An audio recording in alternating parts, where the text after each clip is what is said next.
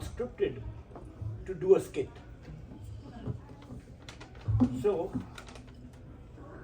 I called up Vasan and said, Uncle V, we should think of doing something for Sid's 80th. He said, what? He's 80 already? That's only 15 hex.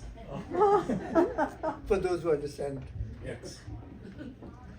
But, you know, that magical age has been reached where your back goes out before you do. Yep. And all the body parts are stiff except the one that should be.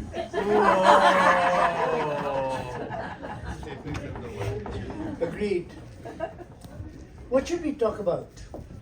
You know, he still plays this mental chess with himself all the time. I thought boys stopped playing with themselves at a much younger age.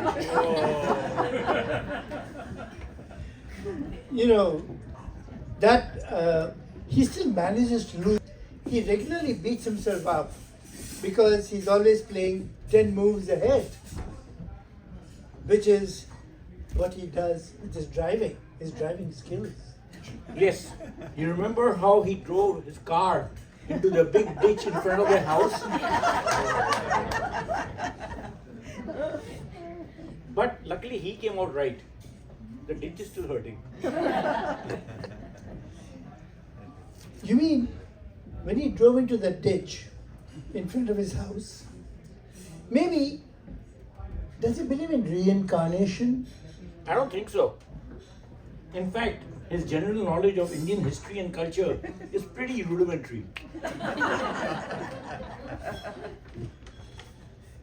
Come on, what do you mean by that?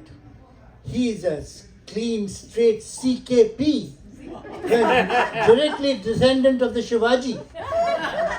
Yes, he does believe that the whole world revolves from Shivaji.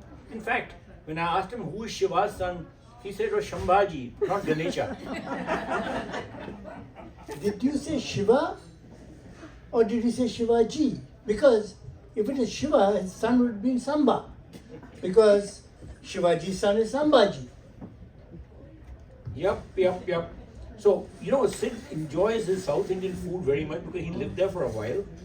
So he told me once that sambar was actually invented by Sambhaji when the Marathas were ruling the South. He loved this medley of vegetables and dal so much that they called it sambar after him.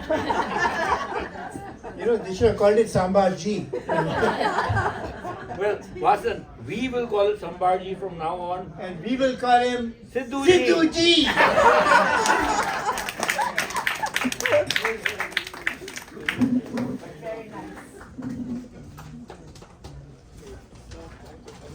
Oh, absolutely. Very